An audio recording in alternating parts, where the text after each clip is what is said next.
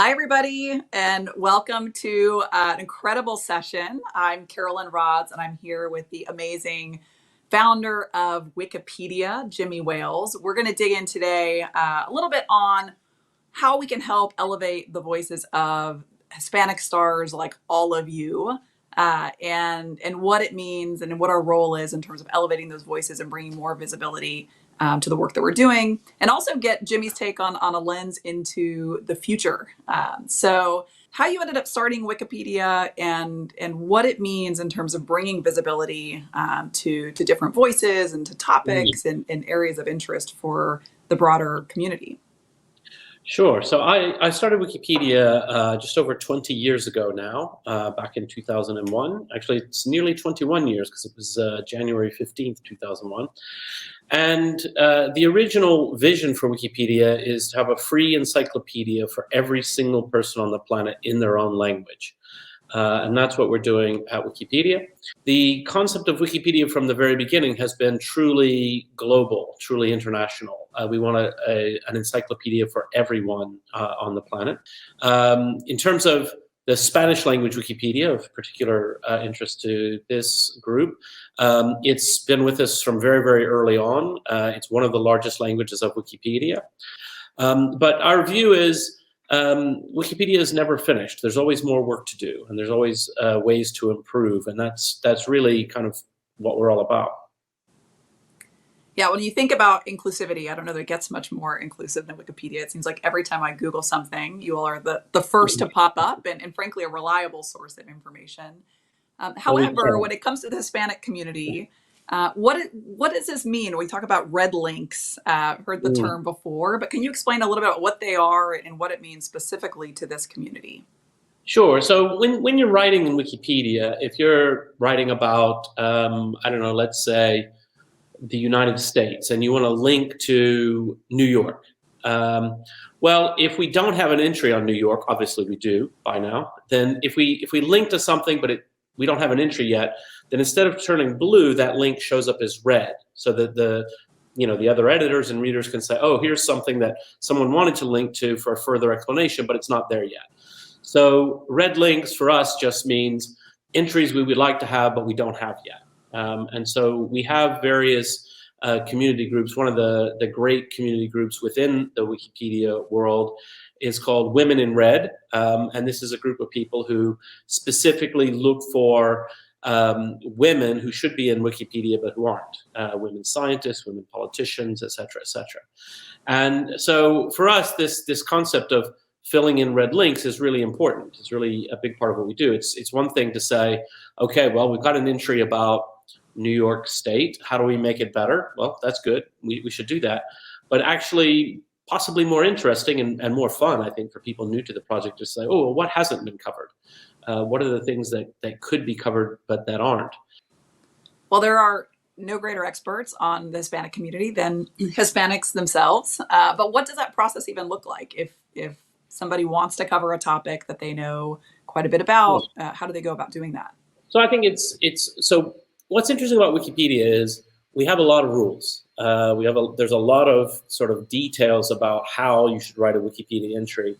But we also have one of our most sort of oddest rules is ignore all rules, which is slightly tongue-in-cheek because you shouldn't just ignore all the rules, really. But the point is, really, you shouldn't have to study hundreds of pages of guidelines before getting started. And most of the rules of Wikipedia are pretty much, I would almost call them kindergarten ethics, like everybody understands already. You can't just come and write random opinions. That's not what Wikipedia is about. You need a source. Your sourcing needs to be quality. So magazines and things like that. So a great source, for Hispanics in the US, for example, would be, Hispanic magazines, newspapers, things like that. There are sources out there. I was just looking before we got on the call. If you just search in a search engine for Wiki Project Hispanic, you'll find what's actually called Wiki Project United States / Hispanic and Latino Americans Task Force. And so this is an active group.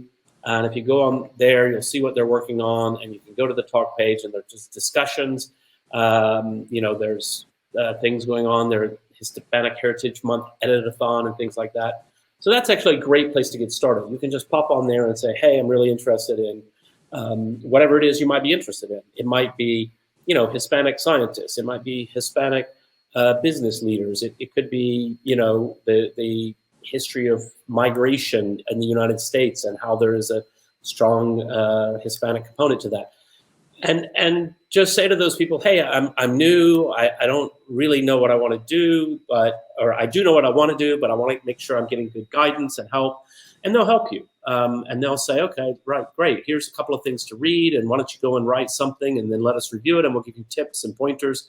And that kind of positive approach is what's really, really effective at Wikipedia. So, Jimmy, what are some of the ways that you've seen communities organize to put a lot of information on there at scale? And this might be a good time, too, to talk about, heard rumblings about a Wiki-A-Thon in the works. And so if there's anything you want to share around that as well. Yeah, so one of the things that we do from time to time is we have what's called an Edit-A-Thon. And these are typically in-person event, but you can do a remote one. And the idea of an Edit-A-Thon is to set aside a particular block of time. And in an in-person event, obviously we don't live in an era when in-person events are all that easy to do. What typically happens is a handful of really experienced Wikipedians will be there. They'll make a few speeches and sort of start a little bit of lecturing, explaining how Wikipedia works, how to get involved. And then people dig in and they start writing entries, and the Wikipedians go around and sort of give pointers and tips and discussions. And, the idea is to try to bring new people into the community and make them feel welcome and so forth.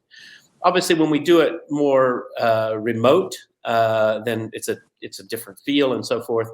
But the idea is still, just to have a very set period of time in a particular project at hand.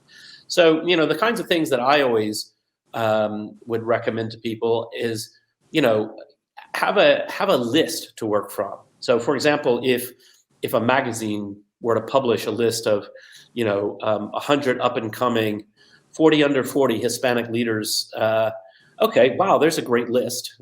They've gotten some recognition from a magazine. Actually, when you dig in, you might find, well, some of them, there's not really enough information for a biography, so they're not necessarily the right people for a Wikipedia entry, but a lot of them will be. And so you won't necessarily set your goal to get every single one of them, but you'll set your goal to say, wow, let's get as many of these as we can, people who aren't in Wikipedia and should be. And having a list like that means you get a sense of accomplishment. You've got a set goal. It's not a vague thing. I find that really vague things like, oh, let's increase the coverage of Hispanic things in Wikipedia. Okay, yeah, that's a great thing, but it's hard to work towards an sort of measured goal. What does it mean to have coverage on Wikipedia? What are the benefits that you've seen from people that have really great Wikipedia profiles, or from communities that are well covered? Well, what is the impact of that? It's tricky. I think the benefits are obvious, but it actually gives rise to a certain kind of problem, which is a lot of people really want to be in Wikipedia. And maybe they shouldn't be in Wikipedia. And so that can give rise to a lot of tension. So people shouldn't approach this, particularly regarding themselves, as here's a way to promote an agenda. Because if you come with that approach, you're probably going to end up in conflict with people. You're going to end up writing things that are biased. You're going to end up possibly a bit disappointed, because you shouldn't be thinking about what are the benefits to our group. You should be thinking about how do we make Wikipedia better, and so that's sort of key. But obviously, it's very beneficial to everyone. If Wikipedia is comprehensive, then anything anybody wants to know should be there. So you have built this amazing technology platform that has informed the world many times over on lots of different things. What is your look at the future of technology and the role that it plays in various areas? Where are you focused looking forward? Well, it's a very broad question. I'm focused. I focus a lot of my attention these days. I'm very concerned about the rise of disinformation and misinformation online. I have a view which is not necessarily unusual. I think many people have come to this view, which is that the advertising only business model of social networking has given rise to some problems. One of the things that is really a double-edged sword is the programmatic advertising. So this is the advertising that finds you online, tracks your behavior and shows you, things that are more accurate to you. Because of all the criticism these days, we forget that's actually not inherently a bad thing. It's great. If I see ads that are actually relevant to me, that means they're more useful to me. That means they're more useful to the advertisers because they're talking to the right person rather than just wasting money, which means publishers make more, and et cetera, et cetera. So there's a lot of good about it. The problem is, what it means is that every piece of content, every web page is equally competing with every other web page. And it becomes a race just to get attention. It means that social media has incentives to just keep you clicking, keep you looking at as many ads as possible.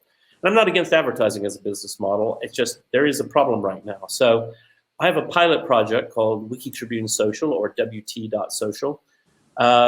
It's a new kind of social network with no ads and no paywalls. And the idea is to say, let's get a community together. Let's think about, let's explore, let's improve the software over time. Let's figure out some new models of social networking that are, still engaging. You don't want to optimize for keeping people addicted on the site. Still, it's got to be interesting. But where we really focus on how do we get the best people in the community to be the leaders in curating interesting and valuable content rather than just whatever gets the most clicks. So that's what I'm spending a lot of time on these days. Yeah. What do you see in terms of as everybody in this audience is thinking about what's next for them and the role that they play in shaping a lot of these technologies? Are there things that they should have their eye out on? Are the things that they should be participating in or supporting to help promote that? I do think that people in business should be keeping a very close eye on developments in AI. I think it's very interesting what's going on. There's been a lot of progress really quickly. How does that impact business? Well, that really, really depends on what you're doing. In some fields, it won't have much impact at all. In other fields, it's going to be transformative. And so everybody needs to try to have a bit of understanding. Obviously, there's an enormous amount of buzz around crypto these days, so cryptocurrencies, but not just cryptocurrencies. There's Web3, there's NFTs, there's a lot of interesting stuff. I personally have become really interested in the Web3 stuff, which is basically the idea. This is my summary of a wide range of sort of a messy bunch of ideas, but the idea that you could have your money in a wallet on your computer, or preferably on a device that you connect to your computer, and you can pay websites directly without going through credit cards, without going through PayPal. And that currency today might be Bitcoin or Ethereum, but I'm not even sure Bitcoin or Ethereum is the answer. It's really like stable coins, so US dollar coin. So you've got a wallet on your computer that has $100 in it, and you can just send it to a website. Now, right now, that's the technology is being built. It's actually far too expensive right now to really do small transactions on the blockchain. Yeah, great advice. It's a world I'm learning quite a bit about myself these days. So as we close out, one of my favorite questions for everybody that I ever talk to is, what is your best advice for the leaders that are here today? Whether either something you've heard or learned along your own journey. Of trying experiments. Don't sort of, if you think you want to sort of achieve something or do something, don't just sit and dream up the whole big complicated thing to start with. Make a small experiment and just test it, and see, is this going to work? Will I like this, or so forth? I applied this to my own life just today. I thought I've just tested COVID positive. I apologize to everyone. I was going to be there in person, and just as I was getting ready for my flight to the U.S., I got a positive COVID test. Fortunately, I have absolutely no symptoms. I'm completely asymptomatic, so I test every day. I'm still positive. It's very annoying. I'm stuck at home. And I thought, you know what? I would really like to be more fit. I'd like to exercise. And I thought I should just get on YouTube and watch some videos. And then I felt very exhausted. And I thought, you know what? I found one. It was 10 minutes long. I'll just try it. I'll do 10 minutes of exercise today. Did it just before we got on, took a shower, and here we are. But that's a silly example, but it is like, instead of working out a huge, enormous plan to become a more fit person and exercise and all that sort of New Year's resolution kind of stuff, which we always fail at, I'm just going to try a little bit. And it was easy. I did 10 minutes. Tomorrow I'll do 11. Well, I love that. And a reminder to all of us to take a small step towards helping to build up the Hispanic community on Wikipedia, to removing some of those red links. Let's all start with one red link that we can remove and help to build up our voice of all these Hispanic stars online. Well, thank you, Jimmy. Thanks for being here today. I'm glad to hear that you're feeling well, and wish you great health very soon. Fine, so and thanks three for joining doses of vaccine. That's my recommendation to everybody.